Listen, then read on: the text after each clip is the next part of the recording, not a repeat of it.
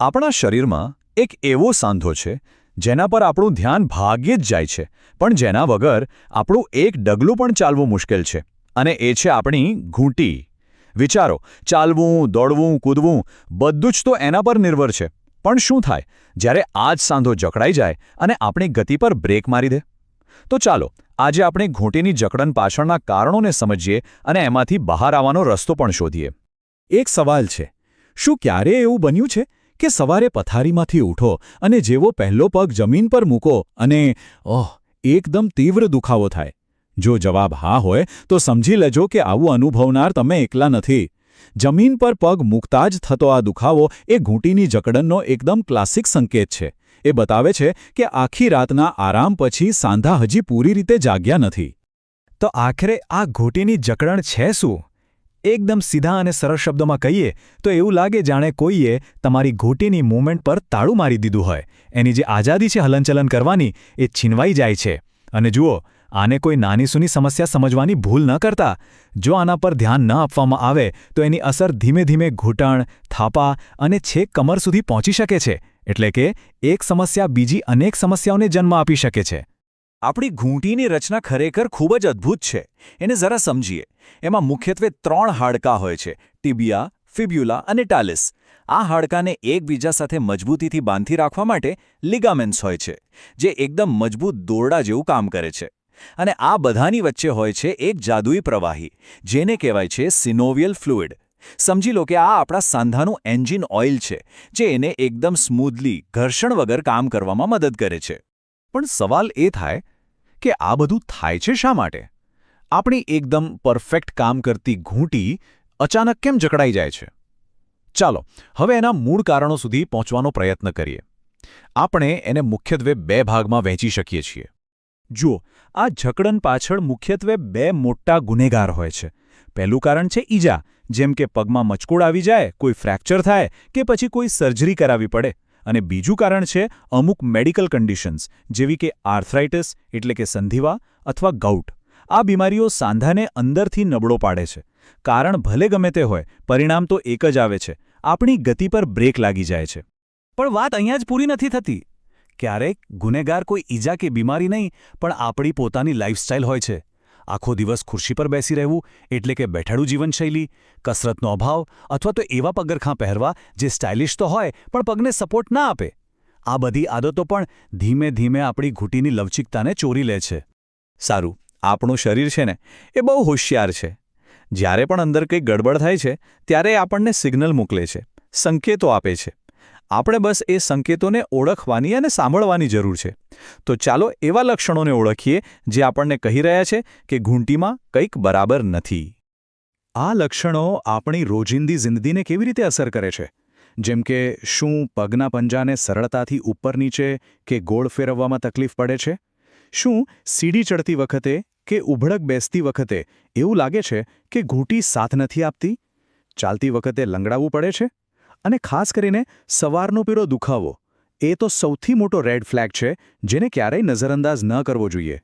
આ બધું સાંભળીને કદાચ ચિંતા થાય, પણ રાહતની વાત એ છે કે આ સમસ્યાનો એક ખૂબ જ શક્તિશાળી અને સુરક્ષિત ઉકેલ છે, અને એ છે ફિઝિયોથેરાપી.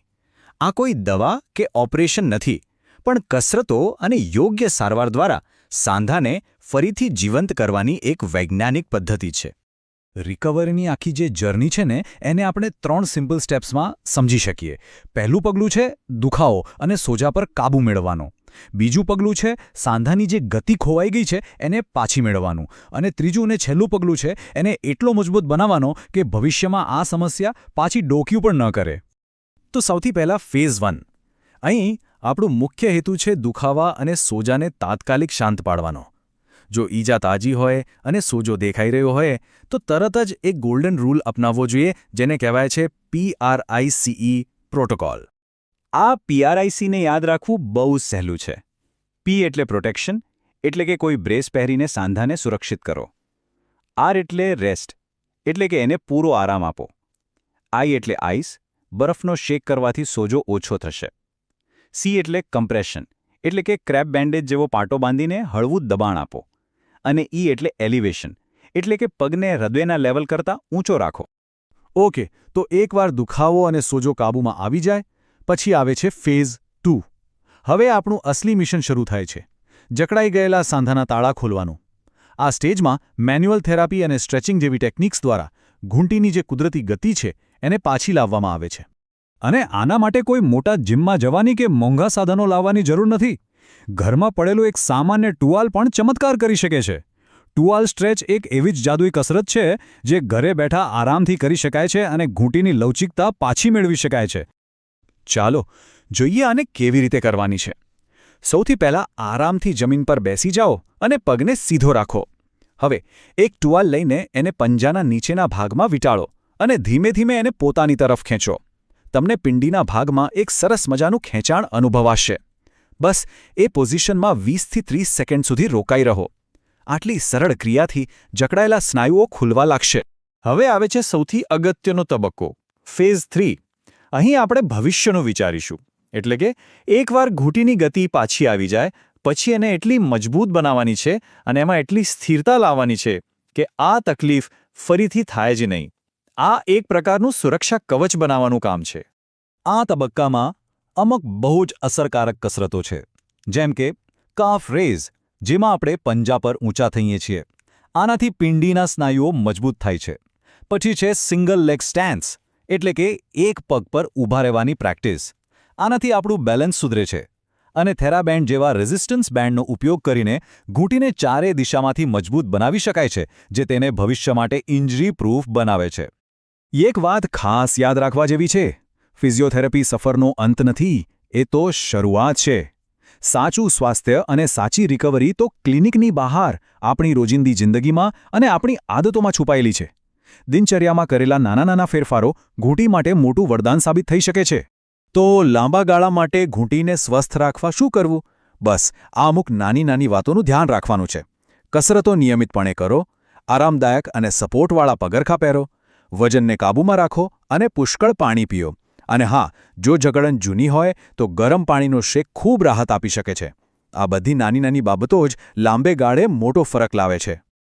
સામાન્ય રીતે તો આ બધી ટિપ્સ અને ફિઝિયોથેરાપીથી ઘણો ફેર પડી જાય છે, પણ અમુક એવી પરિસ્થિતિઓ હોય છે જેમાં આપણે બિલકુલ મોડું ન કરવું જોઈએ અને જાતે જ ડૉક્ટર બનવાની કોશિશ ન કરવી જોઈએ. તો ક્યારે સમજવું કે હવે પ્રોફેશનલને મળવાનો સમય આવી ગયો છે? આ સંકેતોને ખૂબ જ ગંભીરતાથી લેજો. જો ઈજા પછી પગ પર જરા પણ વજન નથી લઈ શકાતો, જો ઘૂંટીનો આકાર જ બદલાઈ ગયેલો એટલે કે વિકૃત લાગે, અથવા પગમાં ઝણઝણાટી થાય કે પગ શૂન્ય પડી જતો હોય, તો એક ક્ષણનો પણ વિલંબ કર્યા વગર ડૉક્ટર પાસે જાઓ. અને જો ફિઝિયોથેરાપી શરૂ કર્યાના 2-3 અઠવાડિયા પછી પણ કોઈ જ સુધારો ન દેખાય, તો પણ ફરીથી સલાહ લેવી ખૂબ જરૂરી છે. તો કહેવાનો મતલબ એટલો જ છે કે ઘૂંટીની જકડન કોઈ જીવનભરની સજા નથી. એ માત્ર એક પડકાર છે અને એને જીતવાની શક્તિ આપણી પાસે જ છે.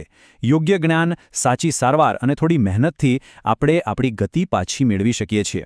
તો ચાલો આજે જ એક પગલું ભરીએ એકદમ ફ્રી અને દુખાવા વગરની ચાલ તરફ.